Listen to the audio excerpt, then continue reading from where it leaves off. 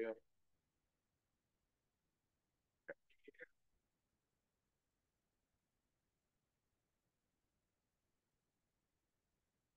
Danny, can you hear us?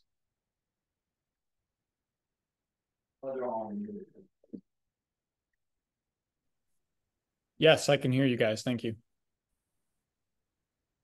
Okay, I will open up this meeting of the Maynard Planning Board. Today's date is October 22nd, 2024, and this time is 7:03 p.m. We are here in Town Hall hosting tonight's planning board meeting. This meeting is being held in hybrid format, which means members of the board, members of the public, or applicants can participate here in Town Hall or through the Zoom link virtually. Please note this meeting is being recorded. Let's skip item 1. Let's open up. Bill, do you want me to open up the first item, 78 to 80 Main Street? Explain this is an error on my part. Do you want me to open it up first? Or do you want to just, yeah. If you email, I made a mistake. And I didn't put it on the agenda. We continued it to today's date, and I put it 2 weeks. I thought it was. So I talked to the applicant and I said that I would present this material. It's some plan here with the lights stuff. So I said that I would give it to you and you guys can look at it and put your own problem. So what I request the board to do is just continue this item to November 12th. And it's not the applicant's fault, it's mine. And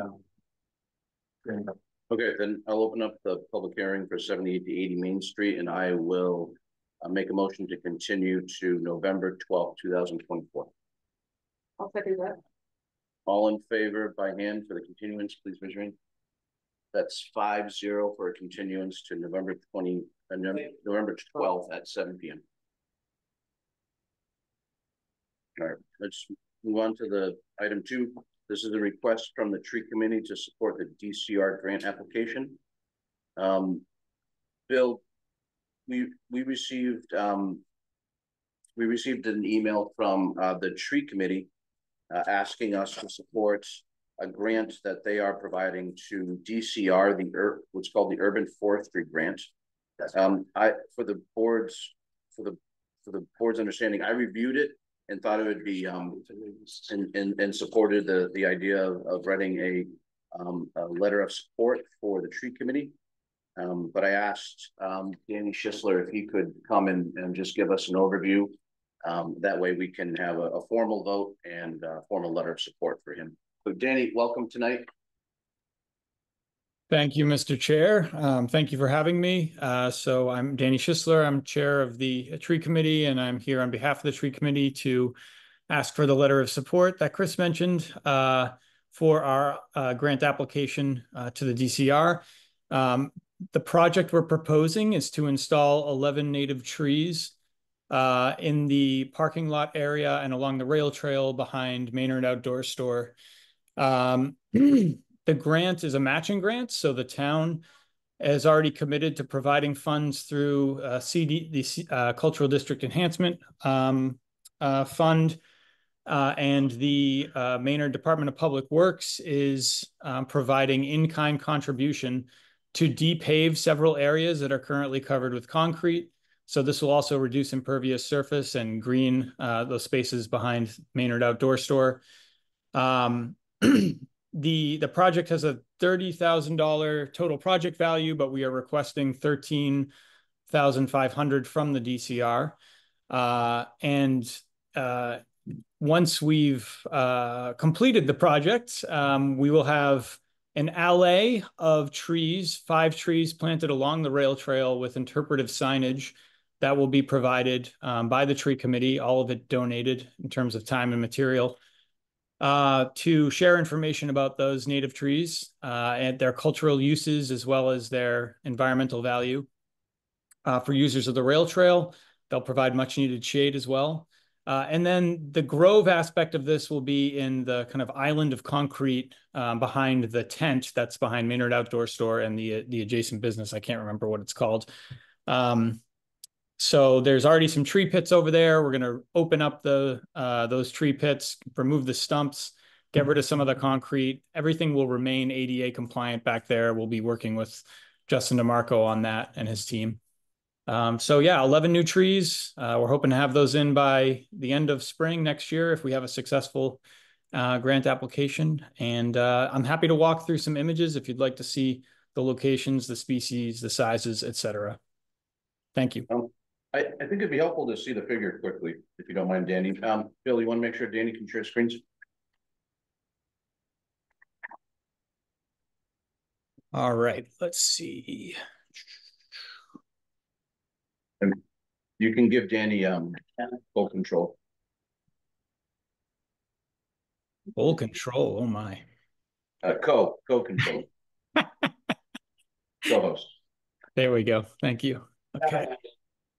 Great. Okay, so let's see. I don't know if I can zoom out. So this, oh, there we go. That's better. Can you all see this site plan here? Yes.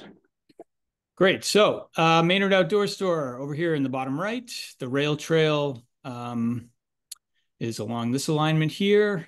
And there's the, here are the locations of the trees. You can see they're color coded and they correspond on the left-hand side. These will be pretty significant trees size-wise. They won't be too wimpy. We expect that they may see some abuse and or potential vandalism back there. So we're going to put in trees that are pretty robust. We'll also have a 2-year maintenance and warranty with these through the contractors. So they'll be on the hook for keeping these alive for 2 years. Of course, tree committee will also be working on them, doing any pruning and care that's needed beyond watering for those first 2 years and then beyond. So those are the locations. And here are just some quick renderings we made. So here's that island of concrete with a honey locust that's in pretty bad shape there. That's going to be removed. And then all of the space in green is pavement that'll be taken up by DPW. We'll install 2 feet of planting soil. And there's the new grove of trees that'll have an educational sign as well. Here's another spot across the opening of the driveway. This will be depaved as well, and there's a tree going in there. And then along the rail trail and also reflecting that grove we just saw, here's a rendering of, you know, what we hope it would look like in, you know, 20 years or so once these things have grown up and gained some size. So really adding a lot of shade there in a very heavily paved area, adding some interest and just beautifying the space in general. And then lastly, here's the educational sign we have over at the Pollinator Garden on Summer Street. So we would expect we'd see probably 4 to 6 signs like this along the alley and in the new grove. Thank you, Danny. You're welcome. Any questions from the board? Yeah, I'd like to mention something. So, I mean, I'm 110% in favor of a lot more trees. I like the idea of the project. The idea of putting all these in the island, I think, is great. I'm a little concerned with the trees in the mow strip and eventually leaving the rail trail and maintenance that in the future. You know, these roots will probably cause problems with that at some point in time when they get larger, especially the larger trees. So, can you comment on that or any thoughts about that? Yeah, that's a fair point. I think that mowed strip is fairly wide. It's not too narrow. So, you know, we would look to plant trees there that are not going to have massive root flares that will upheave the rail trail. And even then I would expect that, you know, any tree that's going to get to that size, if they do survive that long, it would probably take 30 to 40 years before you'd see that that kind of damage to the rail trail. In terms of maintenance, you know, we have the full confidence of the DPW head here, and we would expect that his team would be helping with any maintenance needed in terms of pruning for safety of those trees along the rail trail. What's a good width for that? I mean, I walk across that, you know, usually a couple times a day. I think it's only like 3 or 4 feet. Yeah, I mean, I guess I'm used to seeing trees planted in narrower strips than that. You know, in my current job in Boston, so I feel like that's a little more generous than what I've seen in the past. But yeah, that's, I think, more than enough to accommodate a tree. of the species we've selected. So we hope that they'll take to those spaces and be able to spread their roots under the rail trail and across to greener space. Any other questions or comments? Okay, the request is just that the planning board supports the DCR grant application, and if so, I'll send a letter over. So I'll make a motion to support the DCR grant application as presented. Do we have a second? I'll second that. All in favor to support the DCR grant application, please raise your hand. It's 5-0 for support. Thank you, Danny, for your time and effort. Thank you all so much. Mr. Chair, let me do this sort of thing. What's the easiest? How do you like that? You have a letter you want to send? You want me to draft up something, a certificate of vote, or? I'm not sure. I will reach out to Danny. I believe they're asking for just a simple letter from the planning board. Yeah. I can prepare a draft and you can look it over. Yeah, I mean, we have, yeah. Okay. Yeah. This, we could just say to vote, you know, if it's voted, it's not an official. You know, we don't have to certify by clerk or anything, but it was like, you know, it's a certificate of vote. Okay. It's good. Okay, so I'll mention the vote. Yeah, I think that's it. If you want me to, if you want to just get it ready, I'll send it. Be ready. Sounds good. Okay. All right, let's go to item 3. I'll open up the public hearing for 14 to 16 Hillside Street. This is a continuance from September 24th, 2024. And Bill, can you, it's been a little while, can you give us a status on where we're at with this review, and then what is our charge going forward? This request is for a multifamily use. It's currently the subject property is currently 2 bedroom. It's going to go to 4. It's gone, I believe, to 3. There were a number of issues that the applicant had to work out on the rate. Still in the process of it. And it seemed that the most practical thing to do was get any restrictions like conservation, memorialized and so on before we finish up with planning. You have with you have a staple sheet that was provided with proposed parking plan both before and after based on our comments last time. I think that's about it. Justin did at the last minute get called and work with me in person today. So I did advise the board, I hope they're okay with that. But he's here to make a brief presentation and answer any questions. I should also point out that I did reach out to Justin, and the board had entertained a number of continuances for this, and that if you know, board might be inclined either to kick it out a little further, or based on tonight, you can see what we think. And Justin understands that, I believe, and I can turn it over to him at this point. There's also, I'm not sure who's on the call, but you know, I've told a gentleman tonight that I believe is come from the petition as well. I'm not sure, Laura, I'm assuming you're for this, so we do have some public comment this event. Okay. Thanks, Bill. Before we turn it over to the applicant, can you just remind the board what our charge is? This is a special permit review. That's correct. And a site plan review in the downtown overlay district criteria. It's downtown, yeah. It's the special permit is to allow multifamily use, which requires a standard special permit. However, it's also located in the downtown overlay district. So there's an additional obligation to meet the downtown overlay district criteria. The applicants been working with the Conservation Commission and the conservation agent to come up with some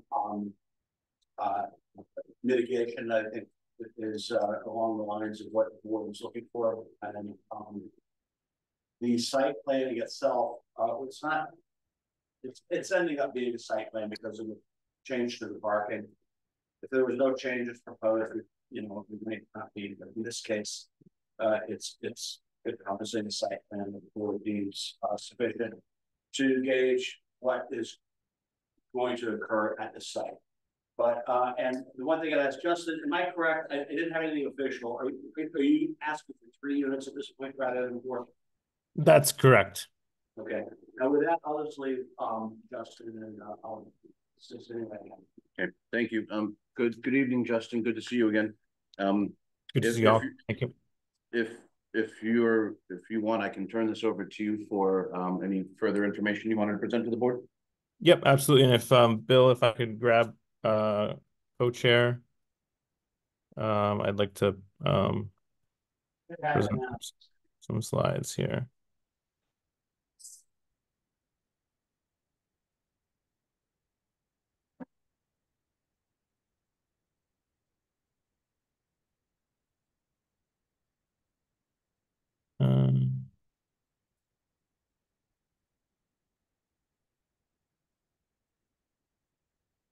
Sorry, I'm just looking for the ability to share the screen here.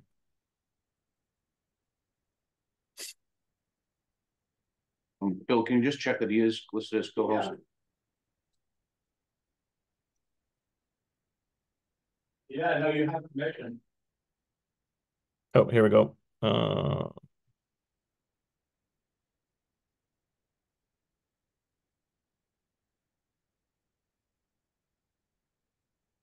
This point is I would consider national things like that. You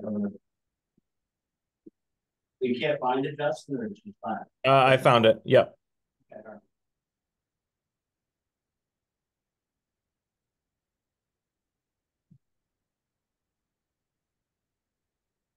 Right. And can you all see that now? Yes. Perfect. All right, great. Thank you. So just as a summary of the proposed project, the existing building is a side-by-side duplex located in the DOD. The existing layout is two bedroom, 2-bathroom units with finished basements. The proposed layout for this project would be 2 3-bedroom units on the first and second levels, and 1 3-bedroom unit on the lower level. The proposed work is to do a complete renovation of the interior and exterior of the house, including a new roof and new siding, which is that work is underway. Just some highlights of the changes to the submission, just as a reminder. So originally we had proposed 4 units. We've moved that down from 4 units to 3 units. As part of the work to address parking, we've added a parking area for 6 cars through 3 tandem rows at the rear of the property. And we've added stairs from existing paved areas on the west side to access the 3rd unit on the lower level.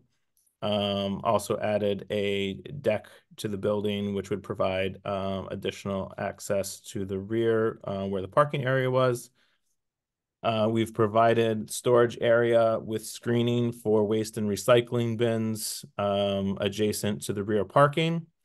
We've also added a rain garden adjacent to the parking to manage stormwater on site. The rear gutters for the property, capturing 50% of the roof area, would also filter through that back rain garden area. There currently are no front gutters today, so we would be adding them and diverting them as appropriate to make minimal impact. And then currently there does not appear to be any issues of existing water issues of drainage or runoff caused from the activities on site to either the neighbors or the town or adjacent river. So moving into this, in order for this plan to move forward and the parking that's been depicted, We would be looking for relief from the parking regulations, section 6.1.8.1, which requires each car to be able to enter and exit a parking space without another car being moved. We have proposed 3 sets of 2 tandem spots. Each of those tandem spots would be assigned to one of the 3 units. And therefore, it wouldn't be any issues of the tenants having to ask each other to move, because they would be assigned 2 parking spots per unit for there. And then just as guidance on this, we have submitted to conservation for the approval of this plan. And it's proposed that we'll be on the schedule for the November 12th meeting based on the submission that we've provided them. We have a few more clarifications to provide them by Friday in order to be on that November 12th schedule. So moving forward, aerial photo of the site. You can see there in the middle, clarified by this dotted lines here. I just wanted to call out a few things that were important on the site plan. So the existing driveway paved area is about 841 square feet. The proposed area would be 1,700 square feet, 1,789 square feet. Currently 181 square feet of the existing driveway is within the 50-foot buffer zone. We would be reducing that area that's in the buffer zone by about 40 square feet. So it'd be 144 square feet that would be in the 50-foot buffer zone. We would also, there's existing no rain garden or means of stormwater to be managed on site. So we would be adding 675 square feet of rain garden to address the runoff that would be generated on site. And then, existing there is driveway theoretical parking for 6, although it doesn't meet the requirements because 5 of that area is along the long driveway. And then we'd be moving into a proposed 6 spots that more appropriately addresses the needs of the site. So moving into the aerial photo of the site, you can see this is where the existing drive is today, with an existing retaining wall. The area that you see in this dashed area is previously disturbed earth on a whole. Through a variety of activities over the years prior to us owning the property. So moving into the site plan, I'll start with this and give a moment for everyone to review, and then I'll go through the elements of the site plan. So starting off, to the west side of the new tandem parking spot, we've identified a snow storage zone, which per consultation to the conservation agent is going to be impervious surface. And what that does is ensure that we are directing the stormwater, which is eventually generated from that snow, into the rain garden to properly filter it before it could even come close to accessing the waterfront area.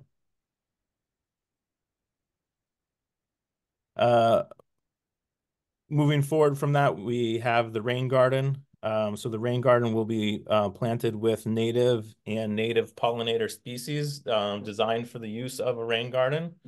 The proposed plants, which have been identified through a variety of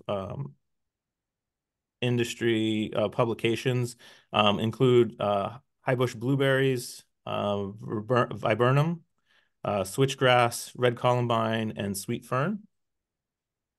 And those will be in this rain garden area, divided out as appropriately to address the stormwater runoff. We will also provide parking and trash bin screenage through native plantings as well, which would be Eastern arborvitae. of a 6-foot tall variety for screening, and you can see the locations to make sure that we're screening for the trash bin storage as well as the parking here.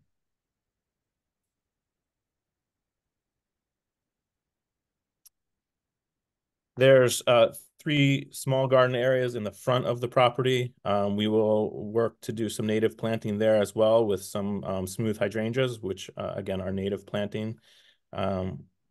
And again, trying to bring in as much native plantings to this property to restore the property from what it has been previously. Just to clearly identify on this site plan, Unit 1 and 2 access as they currently stand are on Hillside Street.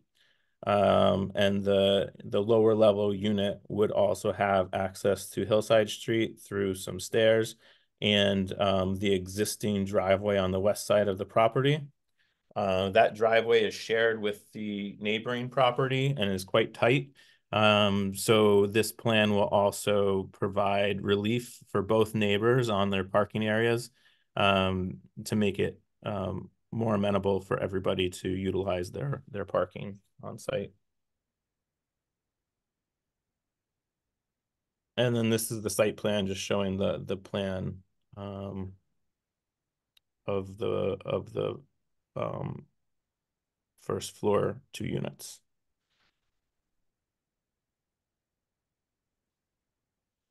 Moving forward, this is just the floor plans for the first floors of the 2 units.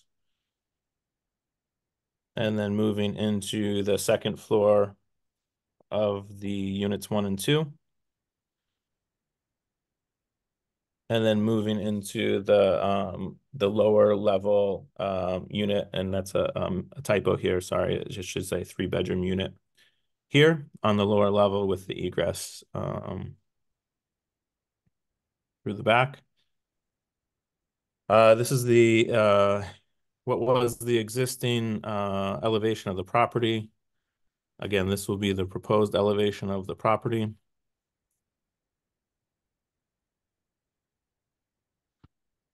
This is the plot plan of the property. And then I had proposed previously running through the special permit criteria as well as the other criteria that this project would be judged against. So happy to run through these as well, if that makes sense for the committee. But I'll just pause though. Is there any questions on the site plan before I move through these criteria? Thank you, Justin. I think that's a good part to pause on. So to the board, any comments regarding what has been presented here tonight? I have a clarification on the impact of the buffer. I think Clyde talked about a 50-foot buffer, but I think it's a 100-foot buffer. Yeah, I was gonna say the same thing. Yes, you're right. Sorry. Yeah, it's yeah, going into that 100-foot buffer zone.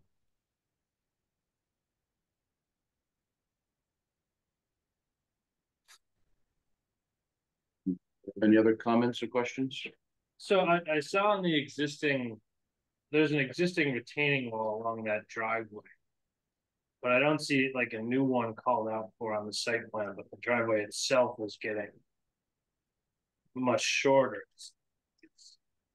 Is there a new wall proposed back there or anything like that, or is this just hard to tell? Yeah, so with this work, we would be removing the retaining wall and regrading the area with the new proposed driveway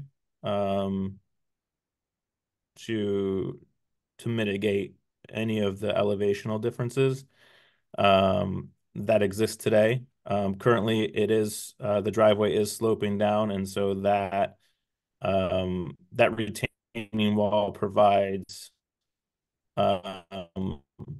additional clearance for what is this. We would most likely bring in some level of additional fill, and then grade the driveway properly for use and access, but again, eliminating that retaining wall. Hey, Justin and that guy Rabedian, I need to ask you a question about your where you're going to put your snow. Mm-hmm. What happens with the 6 cars, and how do you expect the plow to push all the snow with 6 cars, and where are those 6 cars going to be parked in the meantime while there's a storm? Yeah, that's a good question.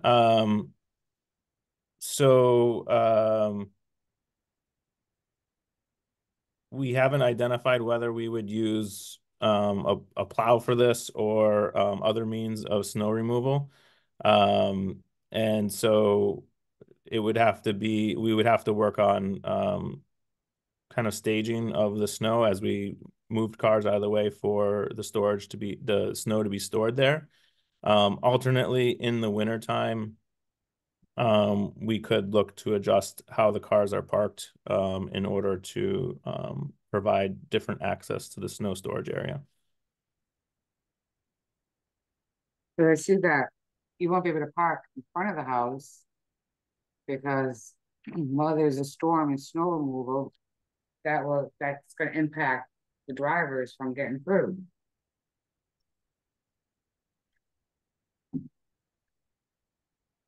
Yeah, and it may be that we have to utilize rather than plowing, snow blowing or something like that, that we could achieve moving the snow beyond the cars during a storm for that process. Other comments or questions from the board? Thank you. Yeah, I mean, what do we have that shows regarding the side setbacks, the dimensions and the extent of screening and fencing? Bill Cringer, I presume you mean on the west side or Well, both that. west and east side of the parking area? Yeah, I don't know if there's a fence on the east side and on the west side. I don't know if there's a fence, I don't know what that setback is. I don't know what kind of trees those are. So Justin, I understand that you've dug into this. Do you recall what the setback requirements are on your east and west side of your property here? I believe there's a 0-foot setback requirement on the property within the zoning regulations. On the west side, there is a fence dividing the property currently. And so I could provide exact dimensions, but currently that screening is approximately 6 to 8 feet off of that fenced area. And then on the east side of the property, there is currently no fencing dividing the properties at this time.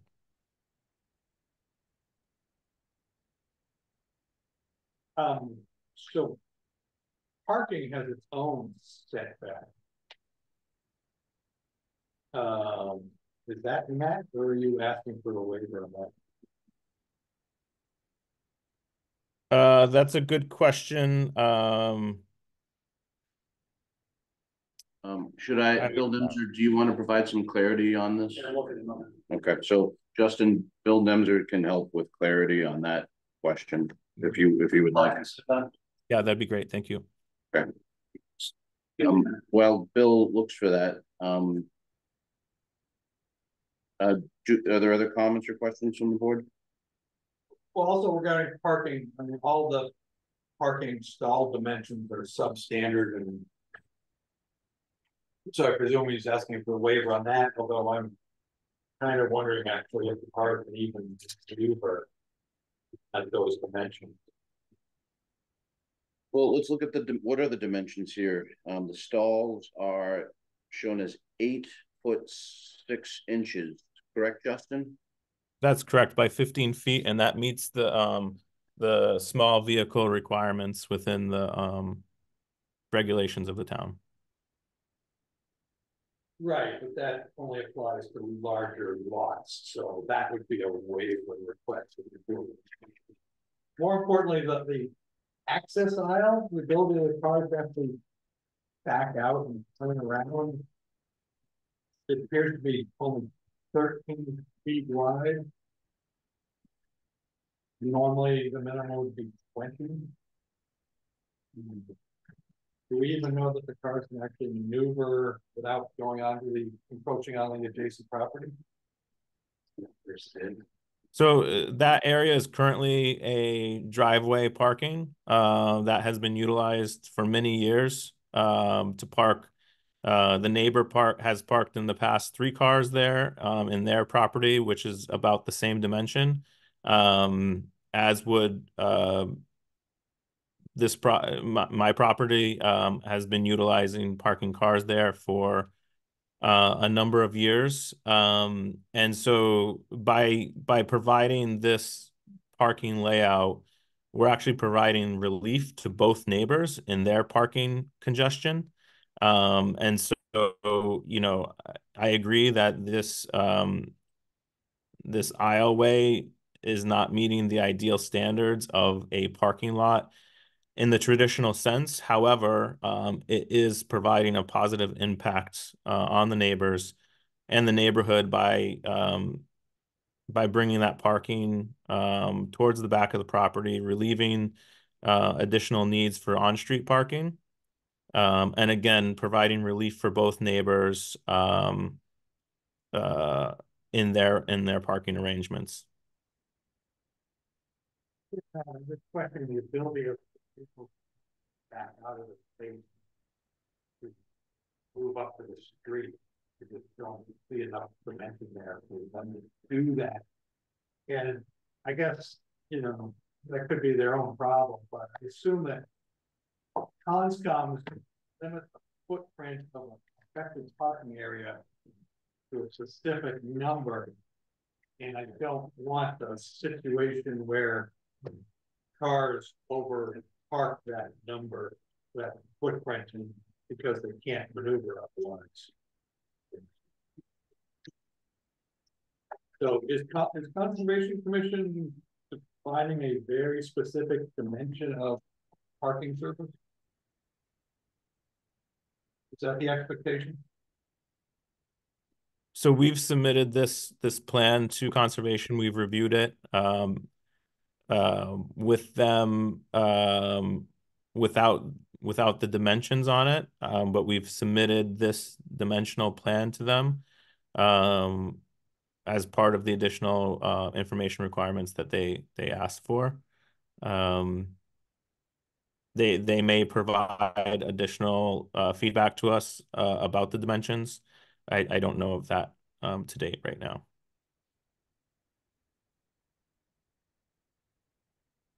I guess my last question is,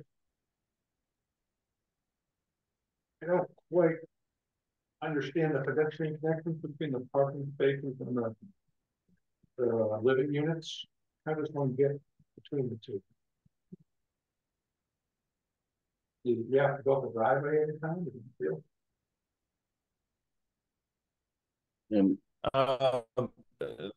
The deck area depicted here will have stairs down into the back as part of that footprint. So the upper 2 units could leave their rear doors onto the deck and then take the stairs down to the parking area. That deck also serves the bottom unit, is that correct? Or no? I believe that the door to the bottom unit is on the west side. Yeah.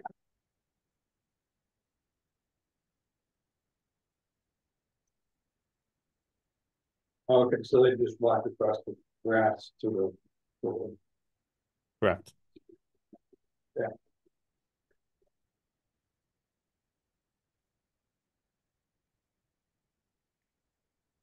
My only question was about the part of the parking lot that is in the 100-foot buffer zone, but if conservation is looking at that, then I also have the answer to those questions. Oh, great. The setback, the side setback is no parking space on the paved surface other than an access driveway or walkway shall be located within 20 feet of the front lot line or 10 feet of any other lot line. Notwithstanding foregoing, no parking space or a paved surface other than access driveway should be located within the limits of the landscape required on the site. And then the other question you asked me was, About stall widths, stall lengths. no, I No. haven't actually. Okay. No, there's another one that Bill just asked about. Driveway, Look at the setbacks. On the stall dimensions, All dimensions I have. But, so does this meet the setback requirement, right? Because one side has no storage, but not active parking within 10 feet. I'm estimating It would be a 10-foot buffer would be required to sign access driveway. So they have to demonstrate on the plan just that it meets Okay. 10 feet. And then the other side, it does look like that. I would consider that the That's access. an access driveway. Yeah, okay. yeah, well, that's so storage is not paid. No, it is paved. Oh. It's meant to be paved so that it drains into the rain garden with the rest of the driveway. Then we're pretty close to 10 feet, we just need to double check it. So 45-degree one-way width. 45, it's 90.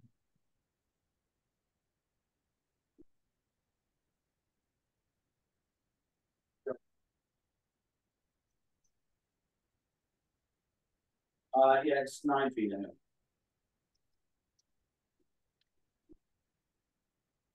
And you asked me something else, and I looked it up, and I know what it is, but I can't remember.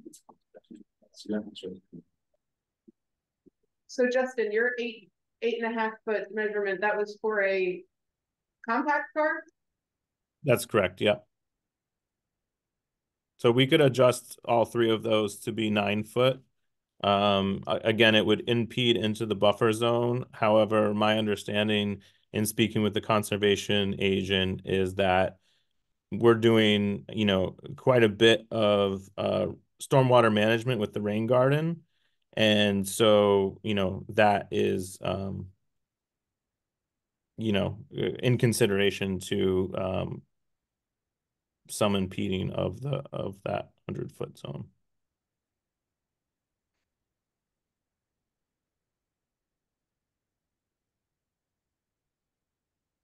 I appreciate that your snow storage zone is so carefully called out and is included, to be drained into the rain garden. That makes a huge difference. And I know that when the plow guy shows up, he honks his horn and everyone runs outside in their pajamas to move their car, right? Isn't that okay? Just in my house? No? Okay. everywhere. That's the rule.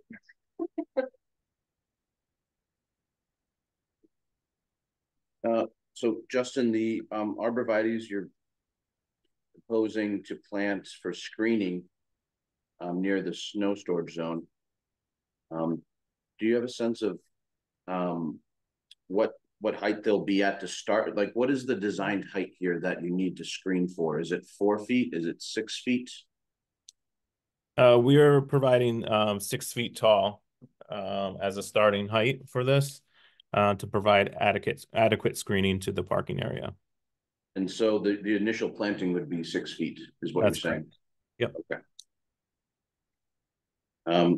Just a few things for your cognizance of this.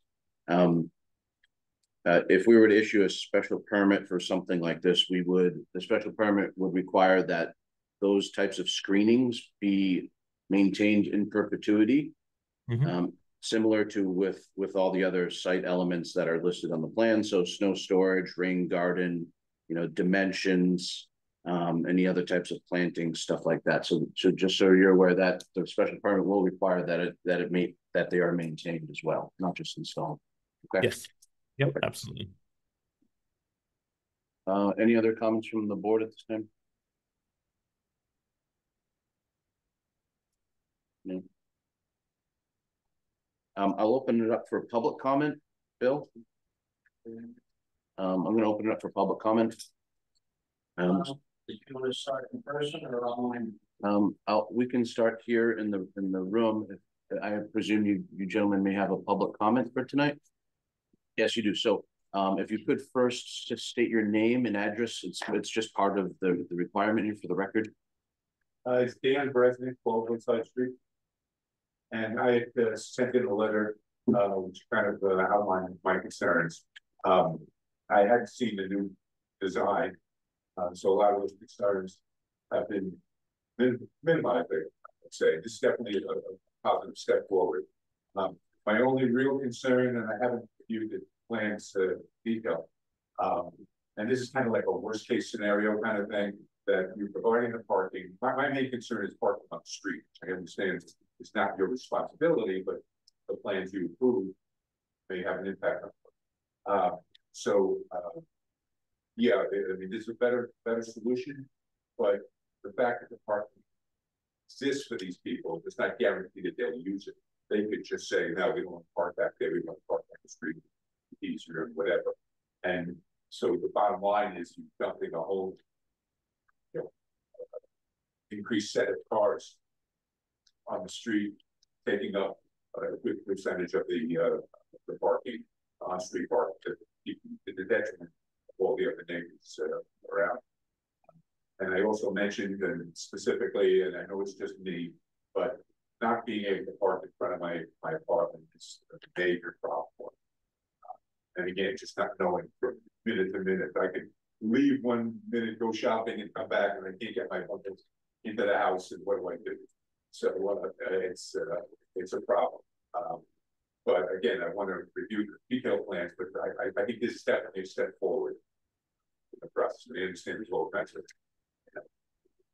environmental problems and all the things you have to do, but move in the right direction. Right. Thank you, Mr. Bresnick. Anything else to add? No. Bill, we'll take any public comments online.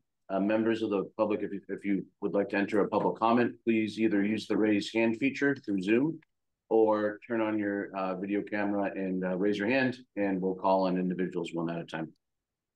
I will call on Laura. Laura, could you please just introduce yourself for the record first? Sure. Hi, I'm Laura Moyna. I live at 18 Hillside Street. Thank you. Please proceed. So I had written a letter which will be much more articulate. I unfortunately am on my phone, so everything's very small. But basically, so I live, I think it's the east side at 18, but so I'm mostly just concerned about the narrow driveway I already have, and then the ability of all those cars. And again, like the measurements, I'm seeing them, but just wondering if it's part of the board's process to come out and double kind of like confirm the measurements, I guess, and make sure it really all makes sense logistically. Just because I'm a very close neighbor and just concerned about the so many additional cars needing the space to maneuver like that. And that's basically it. Thank you, Laura. Thank you. Bill, do we have any other public comments? Here, let's see.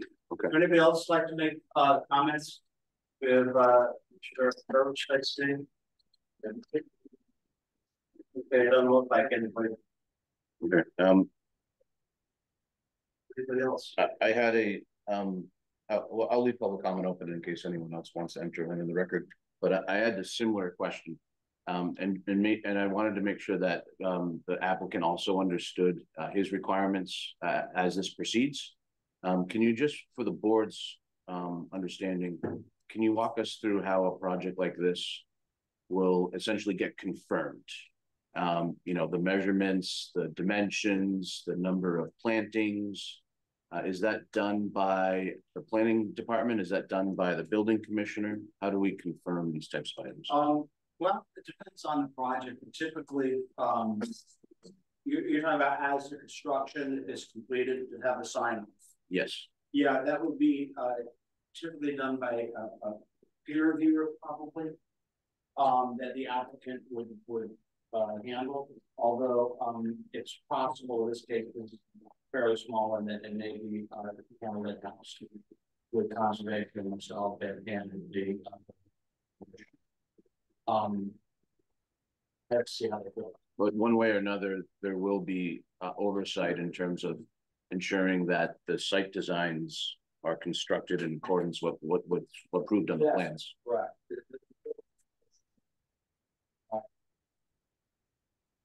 This, this is, if this was approved by the board, it would become a zoning,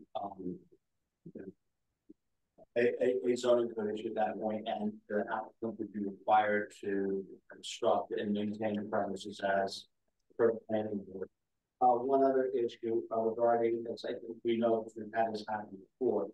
With this board, the on-street parking enforcement and things like that are purview of select board and DPW, which we, as you know, and I'm just wanting to really say this for the audience, is that this board does not designate resident parking on public streets without specific that's kind of more of a body. Thanks, Bill. Justin, how did you envision proceeding? One thing that I would advise is that we have a good understanding of the waiver requests, at least, if any. And then my thought would be it would be good to have some clarity from your meeting with the Conservation Committee before we close the hearing. Because once we close the hearing, no new information can be entered. That's just state law. So my advice would be to continue until after the conservation hearing.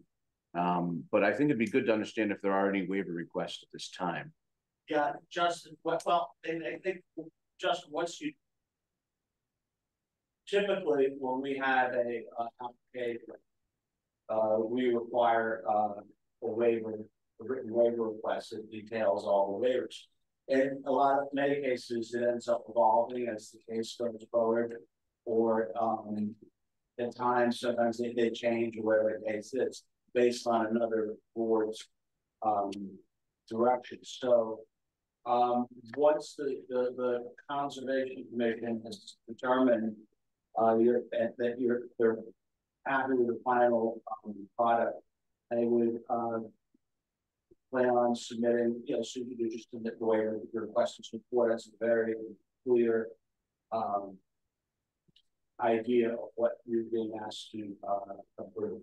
Again, the parking waivers are something that's typical under the downtown overlay district, but it's very important for to have very precise a request. Also, I sent you an email, I think it went out, but just in case, please make sure you email me a copy of the PowerPoint today. So I can put it in that. Yep, absolutely.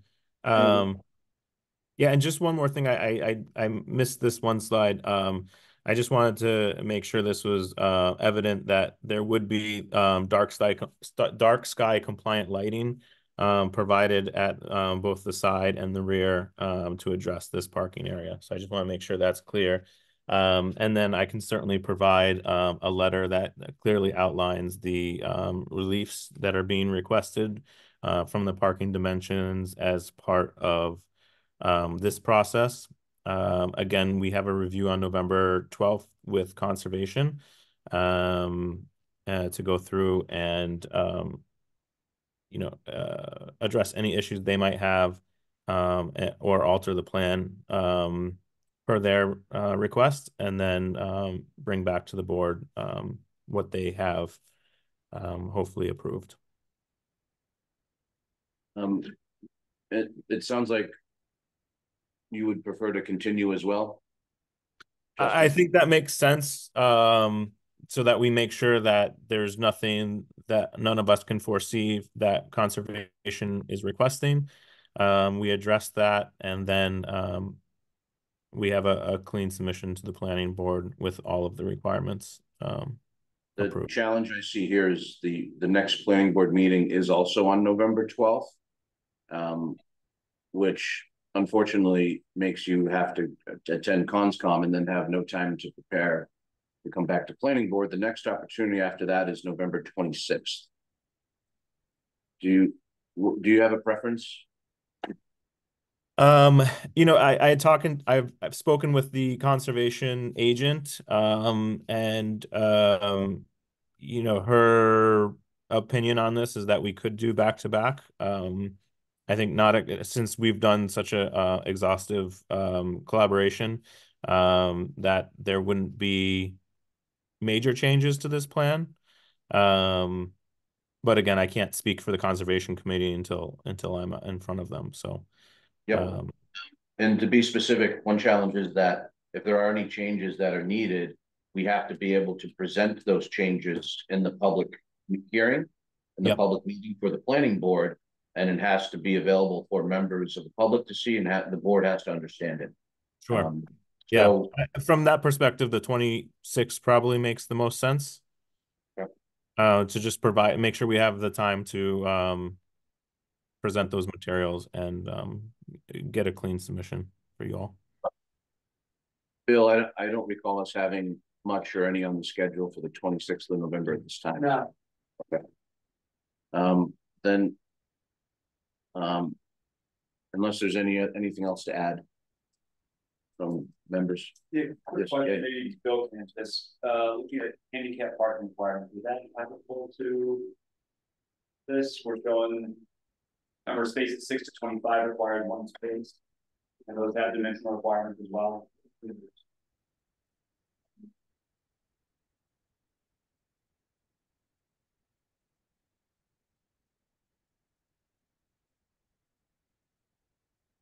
I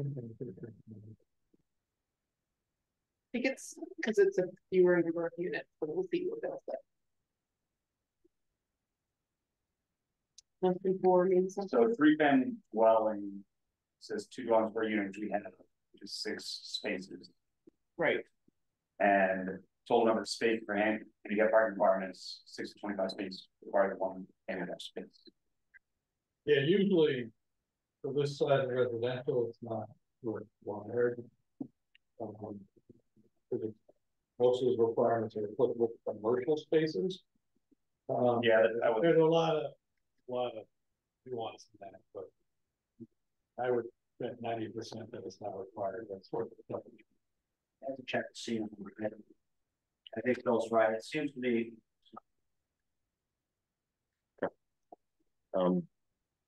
I will make a motion to continue to November 26th at 7 p.m. I'll second that. All in favor of the motion for continuance, please raise your hand. That's 5-0 to continue. Thank you, Justin, for your time. I'll check on that for you. Thank you all for your time. Take care. Okay. Next item. Planner update. Oh, yeah, we'll do minutes first. Yeah. Oh, yeah. We'll do minutes. We have what, 2 sets of minutes? Yeah, we've got the old found old minutes. One back. You have that.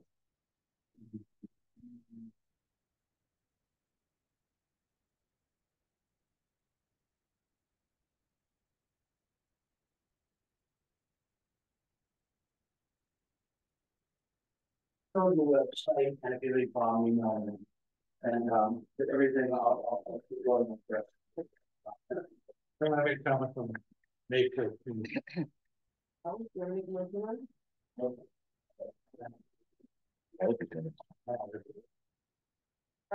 Wait, I didn't.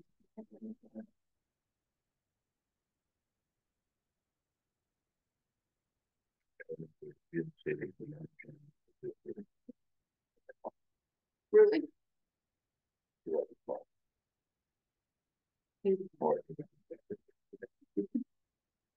I don't have anything ever.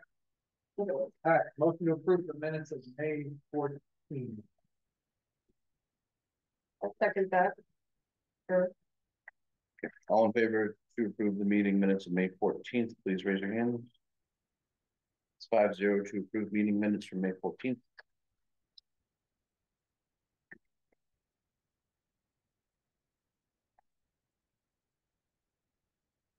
the meeting minutes from September 24th. I think the comments, the blue comments, I think the only one from this is the Green Meadow Building Commission, right? The only guy there from it was Jerry Colbert, right? Jerry Colbert was there. So I'm assuming he was the one who made the comment about. Jerry Colbert and, Phil, Yeah, right. And Chris, and, the Wait. other one. I don't know if it matters. He said it, but Jerry Collins from Ford. Jerry Colbert. no, he was there. Oh, he was. There. You're there. Wow. Big deal. So I think maybe that was Jerry. Well, maybe we just leave it as a representative of the school building committee. Okay. Later with that. And then on the next page, my last name doesn't have an S. I know it doesn't matter. You know. Oh, it does happen once. You're right. I know. Believe me, I know. The fifth paragraph on page 3, I guess. It's not important, but you know. Of course it is. And then my only other comment was at the bottom of that same page, the last paragraph, the building consultants responded that a redesign of the parking lot would dissect the playfield. I'm assuming it's bisect. I don't know. Oh, yeah, Not surgically. yeah, that would be awkward. I'm assuming it meant bisect. Where's the last one? The last paragraph of that same page with the S on the name. The redesign of the parking lot would dissect the playfield, was changed to bisect. Oh, yeah, right. Not that it matters. I got 2 comments on the page that follows that. On what? On The the next page. second to last page, at paragraph that Robert opened, reading the public comment. There's a reference to the wildlife refuge. It could be written as after the River National Wildlife Refuge. Well, that's not Valley Nature Refuge. National perfect. Well, it depends on what Miss Measures said that evening. If that's what the comment was. Quite true, quite true. So I don't know. There were clients a little. Yeah. I confirm them. And then in the bullet items. Yeah. Below that paragraph.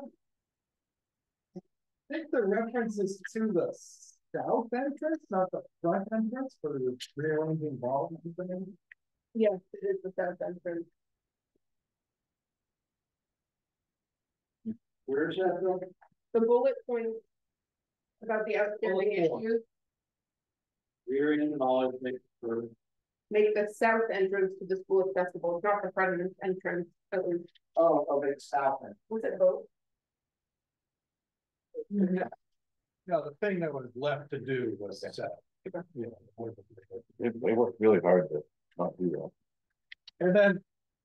And then one last thing. There's several references to the word buses. And I really hate it spelled with a double S. Is it appropriate spelling? Is it legal spelling? No, it's not. Oh, okay. Not if you're involved. Okay. Cool. So 3 S's then. 2 S's. Oh, double S. What happens if it's plural? What if it's 4? You. Yes. No, I just wanted to be that. Yeah. It's a different type of bus. There's a bus called B. It's there. Yeah, it's an electric. Yes. That's a whole language for kids. Bus. Yeah. Back in the buses. Very bad. Before we had buses. Yeah. Okay. Any other comments on those meeting minutes? Take a motion to approve the minutes as discussed as amended for tonight's discussion. The minutes of September 24th. I'll second that. All in favor to approve the meeting minutes of September 24th as amended, please raise your hand. 5-0 to approve those meeting minutes. Bill, I like the format of the new meeting minutes. Yeah. Also did the, I don't know if you did that, we didn't staff report, but we did the staff, we did staff reports too, so they routing memo becomes staff report, becomes decision. Nice. maybe. Efficiency of Yeah. brain space. We're trying to do. Also, I gave you all a copy of 70 and 80. 68 to 70 Main Street. You can take a peek at it and let me know if you have any comments before the next call. So we give you comments outside of the meeting. Yeah. Here, comment. Individually, just a minute.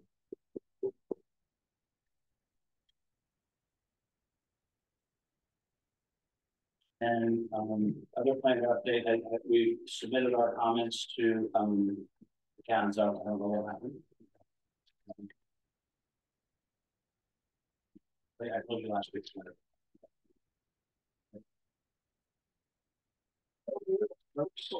We got a $100,000 grant for water. And apparently for the lift station, pump station, I don't know, pump station. Yep. Which is really cool. That's the second one we got for that. So that brings us, that's given us full design. And we got a $25,000 grant for road. Yeah, we're Main Street. We'll be done for to start and to see if people like it. get rid of you. That'll be an interesting one. Yep. Particularly. What is that grant for? Like design ideas or? Conceptual design with a goal, a couple of goals that are laid out and obviously increase the sidewalk width is a big part of it, not loose parking, size, the pedestrian, as we've been talking about. And another goal I think is more important. Now we had a study done with the police department, but it would be de facto traffic on it, you know, by having it opt out. People, they're still going 35, 40 to Main Street between Nason and Waltham. And I don't think that's what people expect. It doesn't help the businesses have a guy zooming through there. So that's kind of the gist of it. There's a lesser extent, there's a parking meter issue going on that I'm not really involved with, but there are some decisions being made within the public. I think what's going to be really important with the road diet in this. My first, even before we get a consultant sign, my idea is I would like to get a survey going, a community survey, kind of build on what we have on the master plan as well. So we make sure we get a cross section of everybody and everybody's interested in the survey. The public can see what they like. I know what they like with stuff, you know, Main Street.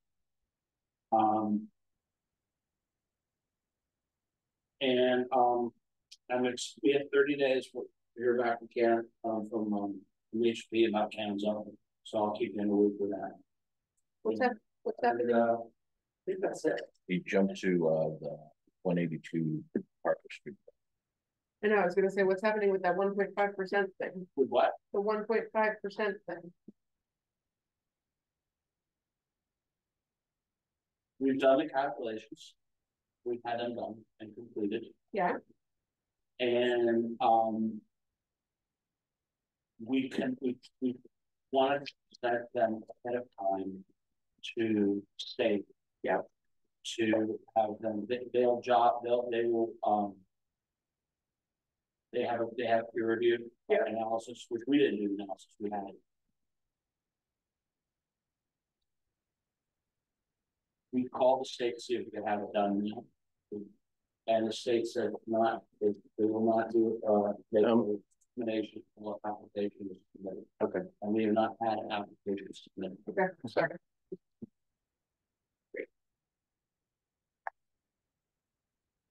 What's going on in the EDU world? Sorry, in the EDU world? Yeah. They asked, the AG's office called me last week and asked for another 30-day extension. That's holding up our whole thing. They're getting it.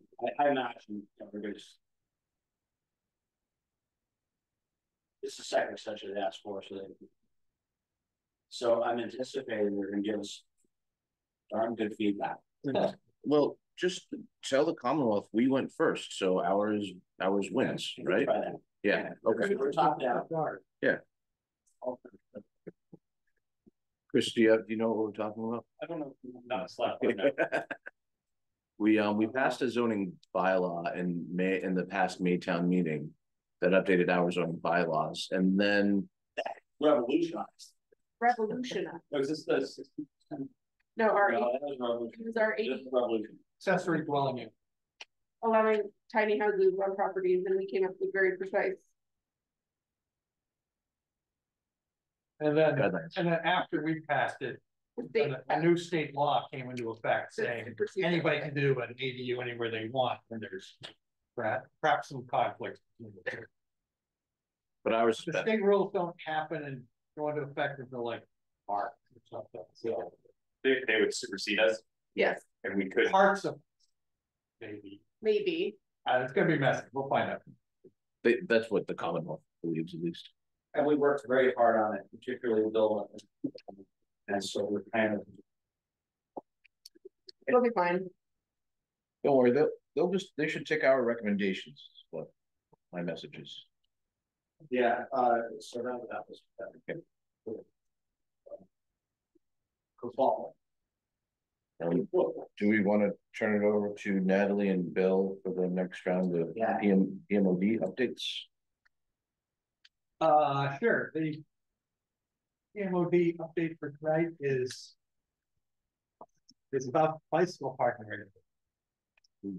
And the MAPC, put into their draft for Powder Mill District, a bicycle parking requirement.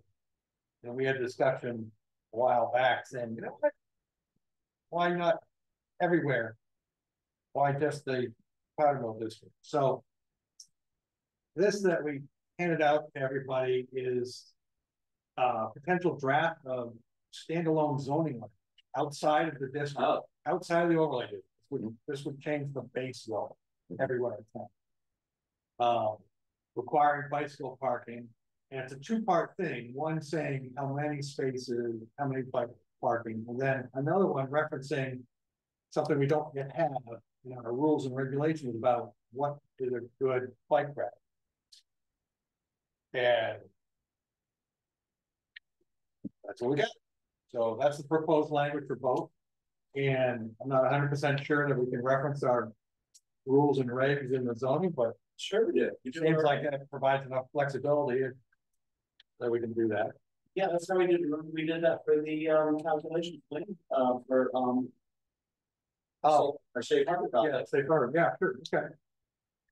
Yeah. So I mean, the number of required bike parking. These numbers are mostly reflecting Acton,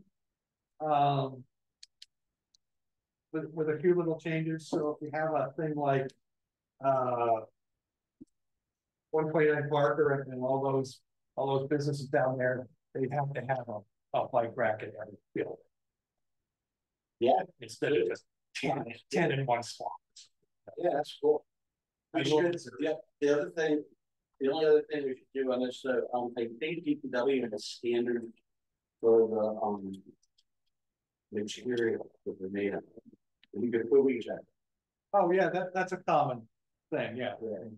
Does it have to be good? I kind of just assume that would happen, but Only put it in there, they have to be. right. And, we can throw in the rules and regs, and if they change their mind, we can update the rules and regs. Cool. There's another change. I got a question. I got two questions. Yeah. Why can't we make it in the PMODA? Is that because of the state law? Yes. Yeah, because our MBTA people, we can't do anything. Because theoretically, that would make the housing more expensive. No, we're not allowed to do that. They can do it voluntarily. Yeah, we'll definitely be mentioning it. They're saying this is what we do all over town now, so take a hard look at the mirror, buddy. And if you want reduction in parking requirements, right, we provide us other options for transportation. Yeah. Right.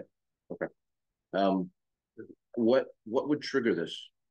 It would just be all projects, new projects that are, or renovations for 8 or more dwelling units. Ooh. Like, how does this get triggered? to be Yeah. relevant. Right, any new construction, I don't know, what do you want? but maybe we could, anything that you have to pull building permit for? I presume anything that would trigger vehicle parking. Whatever those triggers are, but yeah, that's a good point. I definitely knew, but change of use, I don't know. Yeah, I mean, I'm not looking to do it for obviously a residential two-family, but Right. I think tying it to parking, because that's the transportation element, makes sense. Yep. So anytime parking would be triggered, right? Yeah. I think this should be triggered as well. I'll say exempt 1 and 2 families from it. Yeah. And vote in. You know, actually, anything below 8 units. And this, but I'm not sure. I can envision having 4-unit properties in the, you know, on the outskirts of the DOD where this would be relevant. You know, having a new parking area. Well, maybe, you I know, mean, 10 bedrooms, 4 units, 10 bedrooms. well, for example, the thing on Hillside, we were just talking about, if that was a 4-unit, would we want I don't know. mandatory covered bike parking in that? I don't know. The number here, 8, is picked out because that's our number for loading, Uber drop off zones downtown. So there's no fixed number. Yeah. We can figure out what number we want. And maybe it varies by location, but this is just trying to be generic on why. Yeah, it's good. When you say covered and secured, do you mean could like one of those bike locker units work, or do you mean something different? Could be a bike locker, could be a bike room. I don't know. Whatever. Not accessible to be touched by the public. Right? Basically, yeah. So a locker would be. Yeah. Yeah, I think so. I didn't know if your intent was to have it indoors. Yeah, the intent really is to make bicycle use convenient to the residents. Sure. Instead of dragging it up the screen, the elevator. Yeah. So, yeah, it makes it a little use. yeah, exactly. That's, you know. The bicycle use will be from residents more than from, yeah, people going grocery shopping. Right. What about these unsecured bike racks in an outdoor setting, the bottom item here? Maybe should we consider triggering that for the sort of mid-size developments, that those are required in some way? Or yes. I just don't know. What are we talking about? The bottom part, just talking about. Well, so at the top, they're saying dwelling units need to have covered and secure bike parking. Other than that, presumably being mixed use and commercial can have open air bike parking. And this is what the design needs to look like. And this is taken from what? The Boston. Bike parking guidelines, basically the bottom. Yeah. But since these would be in our rules and regs, they would apply to any time anybody puts in a bike rack into a project. Okay.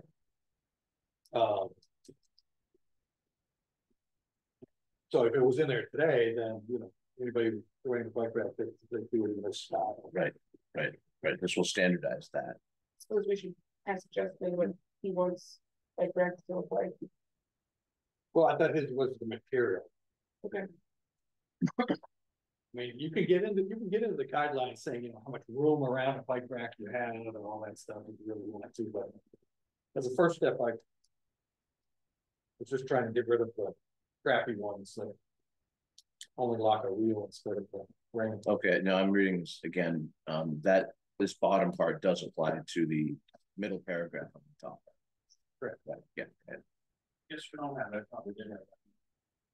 Is there any type of, there's no bike committee or anything like that in town to get feedback from? We don't need another committee, but Chris bikes and I bike, so you can ask us. I don't bike, but I know a lot of people bike. Okay. He knows me, I bike. We started. Well, we would open up. We'll open up.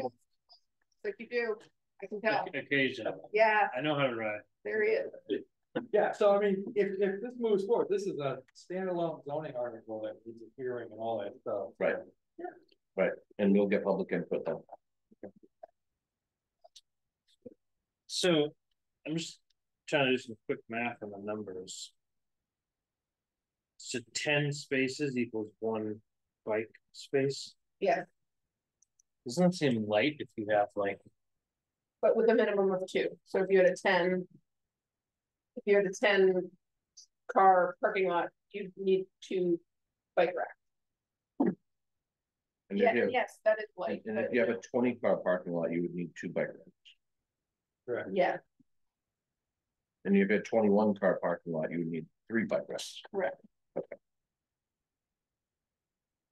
I mean, I'm also totally willing to say all projects with more than 4 dwelling units, or put in way more bike racks, and people can ask for relief if they want. Yeah, because I mean, this would be in the parking section, which we're able to provide blanket relief. As we draft this, we should be on the more restrictive side.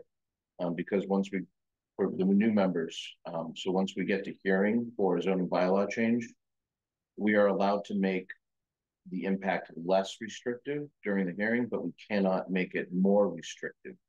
And that's because we want to be able to notify folks that may be impacted that it would be more restrictive. If it's less restrictive, generally it's allowed, but we cannot come in and say, okay, we're actually going to make this more restrictive in here. So I would suggest making it more restrictive in hearing. Yeah, the MAPC language was 1 for every 10 spaces, minimum 2. But they had a maximum of either 30 or 50, depending on this typo. So their maximum was higher. Maximum Yeah, well, they have more space than we do. 50 bike rack. Yeah, that just seemed a little much to start with. It's But we should consider some of the larger developments in town too, like the Mill and Main. You know, that would be. the thing is, we Not sure you'd be able to trigger that then. Well, if they want to put in dwelling unit. Oh, yeah, It's that funny. should be. So, Parker Street, Market Basket has 2 bike racks or something. And, there's none over by my gym in the corner. And they just put one in like last week. Oh, really? Yeah, because they rearranged some of the landscape and they put one in, and I have been walking my bike to a bench. So now there's a bike rack. They usually would do that. They do not. Yeah, well, maybe that's why they put one in. It's all the bikes locked. We did very response to that. Oh, no. But, But anyway, but what I was gonna say is that, I have heard some of the, in back, there's I don't know if you, last time we did any board rules and regulations, probably years ago, but if we can adjust our rules and regulations, our landscaping regulations at a posted meeting. It's not the same as if we do our zoning bylaws. So it's always a lot easier if we work it into regulations. But if we put it in the bylaws, it's ironclad. Like this is good, but that's important. You don't like that. Screened dumpsters. Mandatory. We'll sneak it. Yeah, I'd like to see that now. So the standard screen. Yeah, I know. We'll sneak it in, Bill. We screen all our stuff, everything that goes to us, we do.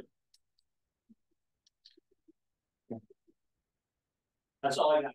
so this wasn't really PMOD, this was a discovery of making it everywhere. A bonus, if you will. Everything there, just move to the appropriate location. Bill, can we get this on a schedule so that we can be ready for town meeting in the spring? You want me to go ahead and get this? Yeah. Yeah. For cost wise. Oh, yeah, all right, let me put a schedule together, so we're not doing 8 million ads. Yeah, Cause I'll get it set. it's October. I trust you to make a good decision. Let's just to make sure we can get on the warrant. That's all I'm asking. Yeah, but we're gonna have a lot of little stuff in there. Okay, I'll Yeah, take care of it. you can, we can wait for sure. I wanna. And because we have some other little stuff that we're gonna. But I already marked and do a couple small changes that we're gonna do already. Yeah. Good. Okay, anything else? Annette, would you like to do the honors? Make a motion for adjourn. I, I'd like to make a motion to adjourn. I'd like to make a motion to adjourn. I will second that motion. All in favor, please raise your hand. 5-0 to adjourn. Thanks, everyone.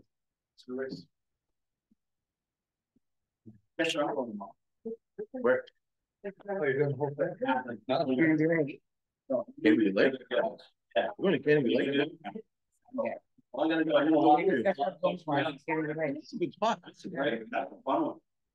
Frustrating because you start popping big numbers. Yeah, well, let's, Ozzy.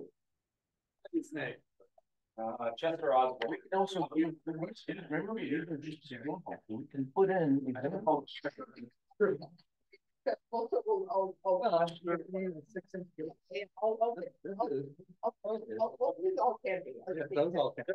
Yeah, let's propose it. Oh, okay. Wants to go. I don't have to print it. But nothing. It was 90% there.